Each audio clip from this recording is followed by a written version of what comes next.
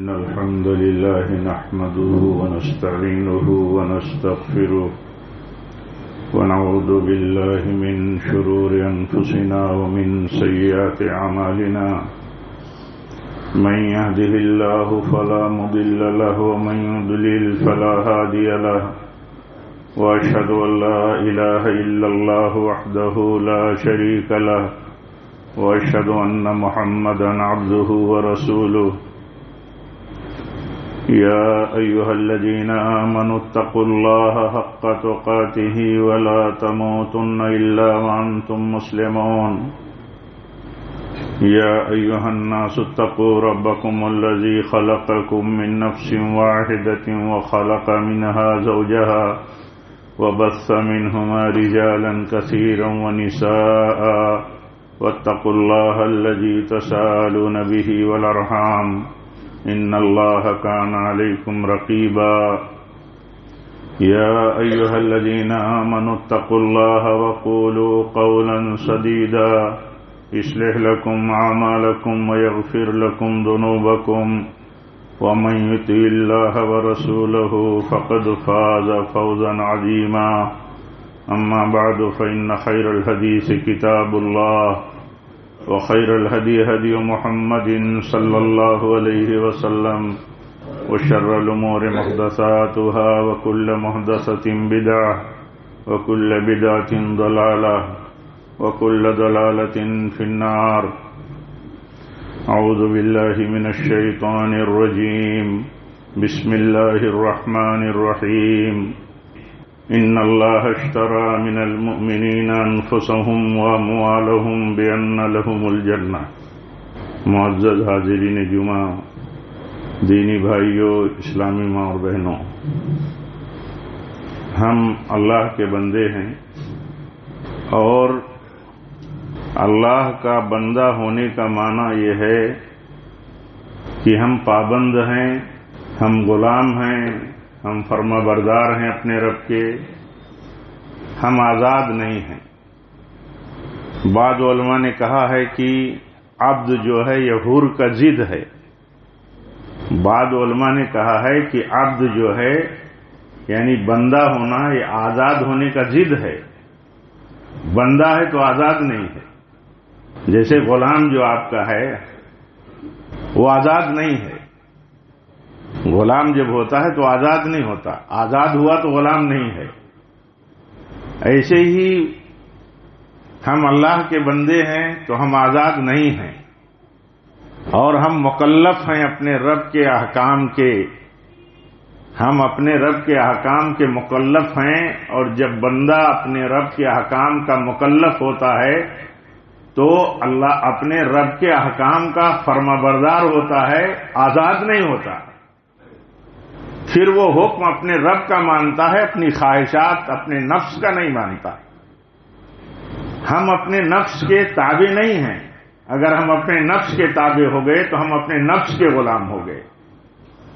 اسی لیے بعض جگہوں پر اللہ تعالیٰ نے فرمایا کہ اے میرے نبی، کیا آپ ان کے کام آئیں گے سفارشی بن کر کے، یا کیا آپ ان کی وکالت کریں گے جنہوں نے اپنے نفس کو معبود بنا لیا ہے. جو جس مسئلے میں دل کہتا ہے اس مسئلے میں وہ کرتے ہیں. کسی کو بڑا ماننا ہوا، دل نہیں قبول کرتا ہے. کیسے بڑا مانے کسی کو؟ کوئی سنت ہماری طبیعت کے خلاف ہے، کیسے اس سنت کو مانے؟ عملاً عقداً مانتے ہیں الحمدللہ. یہی ہماری ایمان کی بقا کی بات ہے کہ ہم اعتقاداً تو کم سے کم مانتے ہیں کہ یہ سنت ہے، اور کمی ہوتی ہے تو ہم یہ بھی مانتے ہیں کہ ہماری کمی ہے. لیکن بندہ ہے تو دل جو کہتا ہے، اور دل وہ اس بات کے لیے ہمیں آمادہ کرتا ہے جو اللہ کے حکم کے خلاف ہے، تو یہ بندگی کے خلاف ہے. یہ بندگی کے خلاف ہے. اسی لیے آپ دیکھیں گے کہ عبدیت کا صحیح تصور نہیں ہے عام طور پر. یہ تصور ہمارے ہیں، یعنی یہ سوچ نہیں ہے ہمارے عام طور پر. کیا سوچ کہ ہم بندے ہیں اللہ کے، ہم فرما بردار ہیں، ہم مسلم ہیں، ہمیں اللہ تعالیٰ نے پابند کر دیا ہے، ہمیں نکیل لگا دیا ہے اللہ تعالیٰ نے اپنے دین کا، اپنی اطاعت کا، ہم اس سے باہر نہیں جا سکتے۔ اگر کہیں باہر گئے تو قصور ہے، کہیں باہر گئے تو معصیت ہے، کہیں باہر گئے تو گناہ ہے، رجوع کر کے توبہ کر کے اللہ کی طرف پھر جڑ جانا ہے، یہ اصل ہے۔ اور یہ اصل جب قائم رہتی ہے، یہ اصل جب باقی رہتی ہے تو انسان کی زندگی میں کبھی استمرار اور کانٹینیوٹی نافرمانی کی، آزادی کی نہیں آ سکتی۔ مستقل وہ نافرمانی کرے، کہیں غلطی ہوئی، کہیں اس سے چوک ہوئی، کہیں سرکشی ہو گئی، لیکن لوٹ کر کے وہ آتا ہے اللہ کی طرف۔ کیوں؟ وہ فرمانبردار ہے، وہ فرمانبردار ہے، اس کا یہ تصور جاگتا رہتا ہے۔ کہیں غلطی ہوئی، جاگا اس کا ایمان اور اس کی عبدیت کا تصور کہ میں تو بندہ ہوں۔ عبودیت ہماری اصل ہے۔ عبودیت کیا ہے؟ عبودیت کہتے ہیں اظہار تذلل کو، اظہار فرمانبرداری کو، اللہ کے سامنے اپنے آپ کو جھکا دینے کو۔ اللہ کا حکم ہے تو جھکا دیا اپنے آپ کو۔ یہ تصور عام ہونا چاہیے۔ یہ تصور کتنا ہے میں یہ کرنا چاہتا ہوں، ہم آپ اس میں بہت کمزور ہیں۔ عبدیت کا تصور ہمارا بہت ناقص ہے۔ اسی لیے عبدیت جو ہے یہ پائیدار نہیں رہتی، مداومت نہیں رہتی، اس کے اندر کانٹینیوٹی اور استمرار نہیں رہتا۔ مسلسل ہم اللہ کے فرمانبردار بنے رہیں، یہ تصور اس لیے نہیں، یہ عمل اس لیے نہیں، یہ تصور کمزور ہے کہ ہم بندے کسی مناسبت کے ہی نہیں ہیں، ہم بندے ہمیشہ کے ہیں۔ ہم رمضان میں ہی اللہ کے بندے نہیں ہیں، ہم ہمیشہ اللہ کے بندے ہیں، ہمیشہ۔ کوئی مناسبت اللہ تعالیٰ ہمیں دیتا ہے، ہمیں اپنی بندگی کروا کر کے ہمیں بلند کر دینا چاہتا ہے، ہمیں معاف کر دینا چاہتا ہے، ہمیں تیار کر دینا چاہتا ہے۔ ان مناسبتوں پر بیدار رہنا، ان مناسبتوں پر اپنے آپ کو تیار رکھنا اور کوششوں میں آگے بڑھتے رہنا، یہ بندے کی پہچان ہے، ایک خصوصیت ہونی چاہیے۔ جیسے سیزن کوئی جانے نہیں دیتا، سیزن کو کوئی گنواتا نہیں ہے، ایسے مومن بندہ کیوں سیزن کو گنوائے گا؟ لیکن یہ کہ بقیہ جو سیزن ہے تو کیا آدمی بوریا بستر باندھ کر کے کنارے لگ جاتا ہے؟ نہیں، لگا رہتا ہے۔ اللہ تعالیٰ نے اس دنیا میں جتنے وسائل اور سورسز بنائے ہیں اس میں ہم لگے رہتے ہیں، تو اللہ تعالیٰ نے اپنی بندگی کے جو اعمال اور احکام دیے ہیں اس سے کبھی آزاد نہیں ہو سکتے، کبھی آزاد نہیں ہو سکتے۔ اللہ کا بندہ کبھی اللہ کی فرمانبرداری سے آزاد نہیں ہو سکتا۔ دنیا نے جس سوچ کو ڈیولپ کیا ہے، جس سوچ کو دنیا نے بڑھایا ہے، ریز کیا ہے، وہ آزادی کی سوچ ہے، وہ فریڈم کی سوچ ہے، جو اسلام کی عبدیت اور اسلام کی مطلب اطاعت اور اللہ کی بندگی اور دین اور فرمانبرداری جس کو کہا جاتا ہے، اسلام اور مسلم ہونا، فرمانبردار ہونا، اس کا ضد ہے، اس کی ضد ہے۔ مسلمان جو ہے یہ اللہ کا بندہ ہے۔ ہم اللہ ہیں تو سب اللہ کے بندے، لیکن جنہوں نے اللہ کی بندگی قبول کی، مانی، ہم نے تسلیم کیا، اے اللہ مسلمان ہیں، اے اللہ ہم اہل اسلام ہیں، اہل توحید ہیں، تو ہم نے اللہ تعالیٰ کی بندگی اور توحید کو تسلیم کیا ہے۔ تو یہ دیکھنا ہے کہ کیا ہم اللہ تعالیٰ کی بندگی اور اس کی عبادت پر لگے ہیں، قائم ہیں؟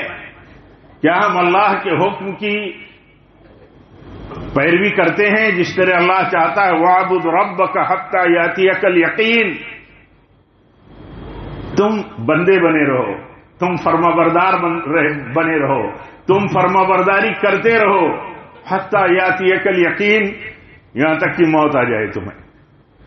موت آنے تک تمہیں فرمانبردار بنے رہنا ہے، عبدیت کا مظاہرہ کرتے رہنا۔ ہم تو بندے ہیں اللہ کے، ہم تو بندے ہیں اللہ کے۔ آپ سوچ سکتے ہیں کہ ایک باپ اپنی اولاد کو اتنی عمر میں اتنی تمناؤں کے بعد ملی ہو اولاد، اور پھر حکم ہوتا ہو ان کے رب کا کہ اولاد جو آپ کو بڑھاپے میں اور اتنی دعاؤں کے بعد ملی ہے، اس کو ذبح کر دو، تو کیا کہتے ہیں؟ کیا کہتے ہیں؟ اللہ کا حکم ہے، بیٹا کہتا اللہ کا حکم ہے مجھے ذبح کرنے کا، تو ابا ذبح کر دیجئے، ذبح کر دیجئے، کیونکہ ہم تو اللہ کے غلام ہیں، ہم تو اللہ کے ہیں۔ اللہ نے ہماری جانوں کو، ہمارے مالوں کو، ہمارے مالوں کو اس کی فرمانبرداری کے بدلے میں کہ یہ جان اللہ کی فرمانبرداری میں لگے، یہ مال اللہ کی فرمانبرداری میں لگے، جو جان اللہ نے دی ہے، جو مال اللہ نے دیا ہے، یہ اللہ کی فرمانبرداری میں لگے۔ بندہ اگر یہ کنسپٹ رکھے کہ اس کے بدلے میں اس نے جنت کا وعدہ کیا ہے تو اس کے لیے معمولی ہو جاتی ہے چیز۔ جیسے کوئی بڑا انعام ملنا ہو، بڑا نتیجہ ملنا ہو، بڑا پرافٹ ملنا ہو، بڑا نفع ملنا ہو، آدمی رات دن جد و جہد کرتا ہے، کوئی آرڈر ہوتا ہے تو پورا کرنے کا، کوئی کانٹریکٹ ہوتا ہے تو اس کو پورا کرنے کا، نبھانے کا، کوئی ڈیوٹی ہوتی ہے کہ اس کے بدلے میں بہت بڑا انعام ملنے والا ہے تو ڈیوٹی بہتر سے بہتر ڈھنگ سے پورا کرنے کا۔ تو اللہ تعالیٰ نے فرمایا کہ تمہاری جانوں کو، تمہارے مالوں کو میں نے خریدا ہے جنت کے بدلے میں، بتاؤ بیچ کر کے اللہ کے حکم میں جان اور مال لگا کر کے تم اس سودے سے راضی ہو کہ نہیں ہو؟ ان اللہ اشترى من المؤمنین انفسهم واموالهم بان لهم الجنہ۔ تو یہ جب بندے کا کنسپٹ ہوتا ہے کہ یہ جان اللہ کا فضل ہے کہ ہم اس سے انجوائے کرتے ہیں، اس سے لذتیں حاصل کرتے ہیں، اس سے ہم راحتیں حاصل کرتے ہیں، سکون اور اطمینان حاصل کرتے ہیں، بہت ساری سہولیات اور بہت ساری آسانیاں حاصل کرتے ہیں، زندگی میں جائز دائرے میں رہتے ہوئے ہم موج کرتے ہیں، اللہ تعالیٰ کے دیے ہوئے دائرے میں رہتے ہوئے۔ لیکن تصور یہی رہتا ہے کہ جہاں جہاں رب کا حکم ہوگا وہاں وہاں اس جان کو، اس جسم کو، اس جسمانی صلاحیت کو، اس سوچ کو اللہ کی فرمانبرداری میں لگانا ہے۔ جو رب کی فرمانبرداری کے خلاف ہے، اس کے حکم کے خلاف ہے، اس کی پیروی یہ نفس پرستی ہے، نفس کی غلامی ہے۔ اور جب بندہ نفس کا غلام ہو گیا تو بہت مشکل ہے اس کے لیے، بہت مشکل ہے اس کے لیے نکلنا۔ آپ دیکھیے کتنی زندگی میں ہمارے دین اور احکام اور شریعت کی ہدایتیں ہیں جو ہم مستقل اس کے خلاف زندگی گزارتے ہیں، مستقل۔ اللہ تعالی ہم سب کو سمجھ دے، ہمیں معاف فرمائے، ہمیں رجوع کرنے کی توفیق دے، ہمارا یہ احساس یہ زندہ رہے، زندہ ہو جائے کہ ہم تو اللہ کے غلام ہیں، نبی صلی اللہ علیہ وسلم کے امتی ہیں، ہماری نجات رب کی بندگی میں اور نبی صلی اللہ علیہ وسلم کی پیروی میں ہے۔ آپ فرماتے ہیں میری پوری امت جنت میں جائے گی، میری پوری امت جنت میں جائے گی، کل امتی یدخلون الجنت الا من ابا یا الا من یابا۔ اللہ کے نبی فرماتے ہیں صلی اللہ علیہ وسلم کہ میری پوری امت، ساری امت جنت میں جائے گی سوائے ان کے جو جنت میں جانے سے انکار کریں۔ تو صحابہ کو حیرت ہوئی تو پوچھا انہوں نے، کہا یا رسول اللہ صلی اللہ علیہ وسلم آپ کی امت، آپ کی امتی اور جنت میں جانے سے انکاری ہوں؟ تو آپ نے فرمایا من اطاعنی دخل الجنہ ومن عصانی فقد ابا۔ جو میری اطاعت کرے گا، میری سنت کی پیروی کرے گا وہ جنت میں جائے گا، اور میری سنت کا جو انکار، جو میری سنت کے خلاف کرے گا، یعنی میری سنت کی نافرمانی کرے گا، میرے طریقے کے خلاف جائے گا، تو آپ نے فرمایا وہ جنت میں جانے سے انکاری ہے۔ کبھی سیریسلی ہم سوچتے ہیں؟ اللہ ہمیں توفیق دے سوچنے کی کہ جن جن سنتوں کو ہم انجام نہیں دیتے دانستہ شعوراً اپنی خواہشات کی پیروی کرتے ہوئے، تو کہیں اس دائرے میں وہ چیز نہ چلی جائے کہ گویا کہ ہمیں جنت مطلوب نہیں ہے، گویا کہ ہمیں جنت مطلوب نہیں ہے، ہم نہیں جنت چاہتے، کیونکہ اللہ کے نبی فرماتے ہیں کہ جو میری نافرمانی کرتا ہے وہ گویا کہ جنت میں نہیں جانا چاہتا، وہ کہتا مجھے جنت نہیں چاہیے۔ اس لیے فرمانبرداری کی زندگی اصل ہے، اطاعت کی زندگی اصل ہے، اطاعت کی زندگی، فرمانبرداری کی زندگی یہ بندے کو بلند کرتی ہے، بلند۔ جتنا بندہ اللہ کا متواضع ہوتا ہے اتنا ہی بلند ہو جاتا ہے، جتنا آزاد ہو جاتا ہے بندہ بندگی کا عہد کرنے کے بعد، معاہدہ کرنے کے بعد، اتنا ہی پستی میں چلا جاتا ہے۔ کبھی ہم نہیں غور کرتے اس پر، کبھی عام طور پر ہم غور نہیں کرتے کہ رب کی بندگی اور اسلامیت میں ہی ہماری بلندی ہے، یہی راز بلندی ہے۔ ہمارے سلف سوچتے تھے، کہتے تھے امیر المومنین عمر ابن خطاب ایک موقع پر کہتے ہیں، بہت نازک موقع تھا، آپ سنتے رہتے ہیں، انہوں نے کہا تھا کہ ہم وہ لوگ ہیں، ہم ایسی قوم ہیں جنہیں اللہ نے بلند کیا ہے اور عزت بخشی ہے اسلام کی وجہ سے، اسلام کی وجہ سے۔ اسلام کوئی صرف زبانی بات کا نام نہیں ہے، ہماری زبانی دعوے داری کے ساتھ عملی طور پر تطبیق کا نام ہے۔ پریکٹیکل میں اسلام جب آتا ہے تو ہم مسلمان حقیقت میں بنتے ہیں۔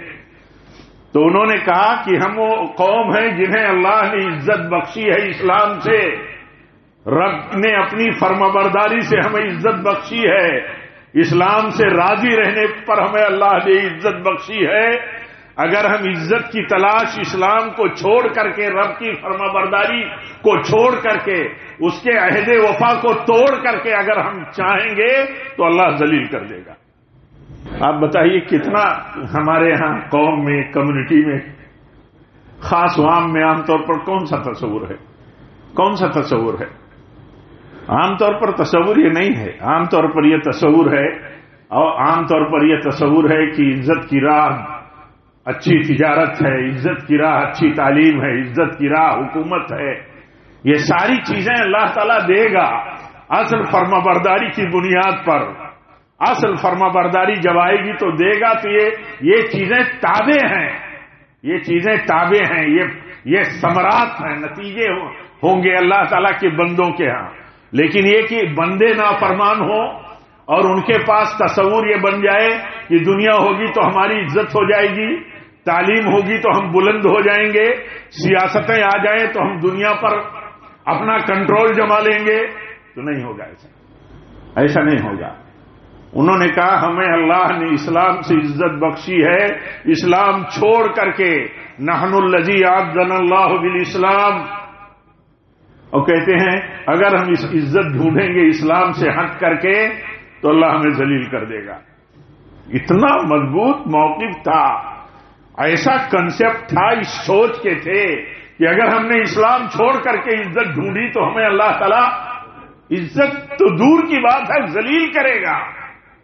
کتنے تجزیہ نگار ہیں، کتنی رائے دینے والے ہیں، کتنا ہمیں کنفیوز کر دینے والے ہیں کہ ہماری مشکلات کی بنیادیں کیا ہیں۔ لیکن اللہ تعالیٰ نے جو ہمارے دین نے جو ہمیں بتایا ہے اس پر ہی اصل مدار ہونا چاہیے، وہی اصل ہے، وہی اصل ہے۔ تو عرض یہ کر رہا تھا کہ ہم اللہ کے بندے ہیں، ہمیں ہمیشہ اللہ کی بندگی کی راہ پر جمے رہنا، ڈٹے رہنا، استقامت کا سوال کرنا، استقامت کے ساتھ لگے رہنا، یہی اصل ہماری ہے، یہی اصل ہے۔ ہم اسی سوچ کے ساتھ رہیں۔ ایک صحابی رسول آئے اللہ کے نبی صلی اللہ علیہ وسلم کے پاس، تو کہتے ہیں آپ سے اسلام کے بارے میں ایک سوال، ایک بات کرنا چاہتا ہوں، ایک بات بتا دیجئے، ایک بات، میں آپ کے بعد اس کے متعلق کسی سے نہیں پوچھوں گا، ایک بات بتا دیجئے۔ تو آپ نے فرمایا ایمان ایمان ایمان پہ رہو، کہو میں ایمان والا ہوں، ہم کہتے ہیں ہم ایمان والے ہیں، تو آپ نے فرمایا قل آمنت باللہ ثم استقم، آپ نے فرمایا کہو میں مومن ہوں، ایمان لایا ہوں۔ آپ نے فرمایا پھر ڈٹے رہو اسی ایمان کی بنیادوں پر، اس کے تقاضوں پر جمے رہو، جمے رہو ہمیشہ۔ یہ مومن ہے تو وقتی طور پر وقت آتا ہے، کوئی مناسبت آتی ہے تب تو جمع ہی ہے۔ رمضان آیا، اللہ نے کتنی شوق، محبت اور وہ پورے جذبے کے ساتھ ہمیں لگائے رکھا، ہم لگے رہے۔ لیکن یہ مبارک مہینہ گزر جانے کے بعد ہماری زندگی سے اللہ تعالیٰ کی فرمانبرداری اور عبادت نکل جائے، اس کا تصور نہیں ہونا چاہیے، اس کا تصور نہیں ہونا چاہیے۔ جب ابدیت کا تصور ہے تو یہ تصور نہیں رکے گا۔ بندے ہیں ہم تو ہمیشہ ہیں، ہمیشہ کے لیے ہیں، ہر آن ہر گھڑی کے لیے ہیں، ہر صبح و شام کے لیے ہیں، ہر مہینے اور سال کے لیے ہیں، ہمیشہ کے لیے اللہ کے فرمانبردار ہیں۔ کوئی مناسبت آتی ہے تو اس مناسبت اور موسم اور سیزن سے ہم پورا فائدہ اٹھاتے ہیں، یہ تو دنیا کا بھی مسئلہ ہے۔ اللہ کے نبی صلی اللہ علیہ وسلم کو دیکھیے، آپ کتنی عبادت گزار تھے، ہر خوبی آپ کی کمال کی تھی، کمال انتہا کو تھی، انتہائی جو درجہ کمال کا ہو سکتا ہے اس پر آپ فائز تھے۔ آپ اللہ سے ڈرنے والے تھے، تو آپ نے کہا کہ میں تم میں سب سے زیادہ اللہ سے ڈرنے والا ہوں اور اللہ کو جاننے والا ہوں۔ علم نہیں ہے تو ڈرنا صحیح نہیں ہو سکتا، اس لیے علم حاصل کریں، علماء سے جڑے رہیں۔ تو آپ نے فرمایا آپ کی عبادت کی زندگی دیکھیے اور آپ کی سخاوت کی بھی زندگی دیکھیے۔ صحابی بیان کرتے ہیں لوگوں میں سب سے سخی تھے اللہ کے نبی، لیکن کبھی موسم آ گیا تو اس موسم میں عبادت بھی بڑھ گئی، عبادت کے لیے جد و جہد بڑھ گئی، اور اس موسم میں سخاوت بھی بڑھ گئی۔ تو سخاوت آپ کی سیزنل نہیں تھی۔ عرض کرنے کا مطلب یہ ہے کہ اللہ کے نبی کی سخاوت رمضان کی نہیں، ہمیشہ کی تھی۔ رمضان آیا تو آپ کی سخاوت کی کوئی انتہا نہیں تھی۔ حضرت عبداللہ ابن عباس رضی اللہ عنہما بیان کرتے ہیں کہ آپ سب لوگوں میں سب سے بڑے سخی تھے، سب سے زیادہ سخاوت والے تھے، لیکن رمضان آتا جبریل ملاقات کرتے تو آپ کی سخاوت کی کوئی حد نہیں رہتی، جیسے ہوا چلتی ہو اور ہر ایک تک پہنچتی ہو۔ تو یہ موسم ہے، موسم میں عبادت گزار رہنا ہمارا، یا موسم سے دین اور دنیا کے فائدہ اٹھانا، یہ بہت عظیم چیز ہے، بڑی صلاحیت کی سمجھداری کی چیز ہے۔ لیکن موسم گزر جانے کے بعد آدمی اللہ کی فرما برداری یا اپنی معمولات زندگی سے عادات کر لے، نہیں کرتا آدمی۔ سیزن میں آدمی طاقت لگاتا ہے، صلاحیت لگاتا ہے، زیادہ سے زیادہ فائدہ اٹھانے کے لیے سارے وسائل جھونک دیتا ہے، اپنی جسمانی جو بھی اسے میسر ہے۔ لیکن یہ کہ عام دنوں میں بھی وہ اللہ کی اور دنیا کی، اللہ کی فرما برداری اور دنیا کے پھیلے ہوئے، اللہ تعالیٰ کے پھیلائے ہوئے منفعت کی چیزوں سے آدمی آزاد نہیں ہو جاتا، تو کہا جاتا ہے کہ یہ نادان ہے، نادان ہے یہ۔ تو عرض میرے بھائیوں کرنے کا مطلب یہ ہے کہ ہم سب کو، سارے مردوں اور عورتوں کو، ہاں ہم سب کو اللہ کا بندہ بن کر کے اسی تصور کے ساتھ زندگی گزارنے کی ضرورت ہے کہ ہم اللہ کے بندے ہیں، اور ہم اللہ کے بندے ہیں تو اس کا معنی یہ کہ بندگی ہمارا امتیاز ہے، ہماری پہچان ہے، بندگی ہمارا شعار ہے۔ ہم ظاہر باطن ہر اعتبار سے بندہ دکھیں، ظاہراً ہم بندہ دکھیں، باطناً بھی ہم بندے ہوں۔ علماء کہتے ہیں، عبادت کہتے ہیں ہر اس قول کو، ہر اس فعل کو، چاہے ظاہری ہو چاہے باطنی ہو، جس سے اللہ راضی ہو، جسے اللہ پسند کرتا ہو، جسے اللہ پسند کرتا ہو۔ جو بات اللہ کو پسند ہے، جو کام اللہ کو پسند ہے، وہ چاہے ظاہری ہو یا باطنی ہو، اس کو انجام دینا یہی عبادت ہے۔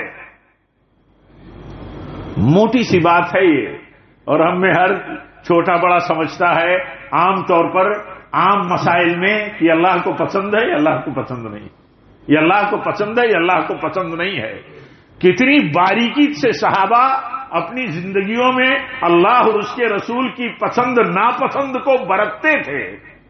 چھوٹی سی مثال سنتے رہتے ہیں، یاد رکھنا چاہیے، سنتے رہنا چاہیے، کیونکہ تجدید ہوتی ہے، تذکیر سے تجدید ہوتی ہے ایمان کی۔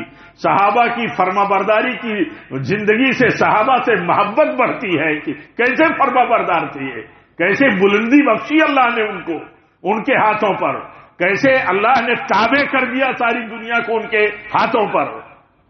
کہتے ہیں حضرت انس کہتے ہیں کہ ہم صحابہ سب سے زیادہ محبت کرتے تھے اللہ کے نبی سے، سب سے زیادہ محبت کرتے تھے ہم اللہ کے نبی سے، لیکن ایک چیز اللہ کے نبی کو نہیں پسند تھی۔ وہ کیا؟ آپ کو یہ چیز نہیں پسند تھی کہ آپ جب آئیں ہمارے بیچ میں، اپنے صحابہ کے بیچ میں، لوگوں کے بیچ میں، تو لوگ ان کے لیے کھڑے ہو جائیں۔ یہ چیز نہیں پسند تھی اللہ کے نبی کو. تو کہتے ہیں سب سے زیادہ محبت رکھنے کے باوجود ہم صحابہ آپ ہمارے بیچ میں آتے تو ہم آپ کے لیے کھڑے نہیں ہوتے تھے. کیوں نہیں کھڑے ہوتے تھے؟ بات اسی نقطے کی ہے، ریفرنس کی ہے کہ اللہ کے نبی کو یہ چیز پسند نہیں تھی. یہ چیز اللہ کے نبی کو پسند نہیں تھی. جسے یہ معلوم ہو کہ اللہ کے نبی کی پسندیدہ چیز ہے، اس کے باوجود اس سے وہ اعراض کرے تو کتنی مشکل بات ہے. آپ ہماری زندگی میں دیکھیے کہ اللہ کے نبی کی پسندیدہ چیزوں کو ہم کتنا اگنور کرتے ہیں، کتنا اس سے لگاؤ رکھتے ہیں. جائزہ لینے کی ضرورت ہے. ہم میں ہر ایک کی، میں اپنے کو آپ سب کو نصیحت کرتا ہوں، ساری اپنی دینی ماؤں بہنوں بیٹیوں کو نصیحت کرتا ہوں کہ اگر اللہ اور اس کے رسول کی پسندیدہ چیزیں جانتے ہیں، اس کے باوجود وہ پسند نہیں ہے اپنے قول و عمل میں، تو اللہ سے توفیق مانگیں، توبہ کریں، ہم اللہ سے رجوع کریں، کیونکہ یہ بندگی کے خلاف ہے. یہ بندگی کے خلاف ہے، یہ اسلامیت کے خلاف ہے، مسلمانیت کے خلاف ہے. مسلمان ہونے کا معنی کیا ہے؟ دیکھیے کیسے مثال دیتے ہیں، کیسے مثال دے کر کے اللہ کی پسند، اللہ کی چاہت، مشیت، اللہ کی مشیت. صحیح حدیث میں ترمذی میں ہے غالباً کہ جب کوئی اولاد مر جاتی ہے، کسی کی اولاد مر جاتی ہے، تو اللہ تعالیٰ فرشتوں کو بلاتا ہے تو کہتا ہے جو ڈیوٹی پر ہوتے ہیں، تو کہتا ہے اللہ تعالیٰ سوال کرتا ہے کہ اچھا فرشتوں بتاؤ کہ میرے فلاں بندے کی اولاد کی تم نے جان نکال لی؟ تو فرشتے کہتے ہیں ہاں اللہ نکال لی جان. پھر اللہ تعالیٰ کہتا ہے کہ اس کے کلیجے کے ٹکڑے کو تم نے چھین لیا. اللہ تعالیٰ کہتا ہے فرشتوں سے یعنی تم نے اس کے کلیجہ کو نکال لیا. ایک طرح سے کلیجہ کا ٹکڑا ہوتی ہے اولاد. تو فرشتے کہتے ہیں ہاں اے بار الہ. تو اللہ تعالیٰ فرماتا ہے اچھا یہ بتاؤ کہ جس بندے کی اولاد کی تم نے جان لے لی، جان نکال لی، یعنی موت ہو گئی اس کی، تو بتاؤ اس بندے نے کہا کیا اس وقت؟ مان لو بیٹا مر گیا تو کیا کہا بندے نے؟ بیٹے کے باپ نے کیا کہا؟ ماں نے کیا کہا؟ تو فرشتے کہتے ہیں اے اللہ تیرے بندے نے کہا الحمدللہ علی کل حال انا للہ و انا الیہ راجعون. آپ سوچئے یہ ہے رب کے فیصلے کے سامنے عبدیت کا اظہار کہ جھکا دیا بندے نے اپنے آپ کو رب کے فیصلے کے سامنے. ہماری جان ہمارا مال کس کا ہے؟ سب اللہ کا. اللہ کے نبی کی کسی نواسی کی وفات ہوتی ہے تو آپ کو خبر ملتی ہے تو آپ نصیحت کرتے ہیں اپنے بچوں کو، کہتے ہیں جو لے لیا وہ اللہ کا تھا، جو ہمارے پاس ہے وہ بھی اللہ ہی کا ہے، وہ بھی اللہ ہی کا ہے. تو کہو الحمدللہ علی کل حال. یہ بندہ نہ ہو، بندگی کی سوچ نہ ہو، بندگی کا کنسپٹ نہ ہو تو نہیں کر سکتا ہے، مرد ہو یا عورت ہو نہیں کر پائیں گے. تو اللہ تعالیٰ خوش ہوتا ہے، اللہ کو سب معلوم ہے. اللہ بتانا چاہتا ہے ہم کو، آپ کو اپنے نبی کی زبانی یہ بتانا چاہتا ہے. تو اللہ تعالیٰ فرماتا ہے فرشتوں اس کے لیے ایک جنت میں محل بناؤ اور اس کا نام رکھو، اس محل کا بیت الحمد. بیت الحمد نام رکھو. یہ ہے فرما برداری کی زندگی، یہ ہے فرما برداری کی زندگی. مشکل حالات میں یا آسائشی حالات میں آدمی نافرمان ہو جاتا ہے. صحابہ سے آپ پوچھتے ہیں بتاؤ جب ایران فتح ہو جائے گا، روم فتح ہو جائے گا، تمہاری حالت اتنی مشقتوں کی ہے تو بتاؤ اس وقت تم کیا کرو گے؟ یعنی آدمی کتنی مشکلات میں صحابہ کی زندگی تھی، کتنی تنگیوں کی تھی، کس طرح گھیروں میں تھے، کس طرح معیشت اور سیاست میں مطلب کمزوریاں تھیں، حالات کیسے تھے بیان نہیں کیا جا سکتا.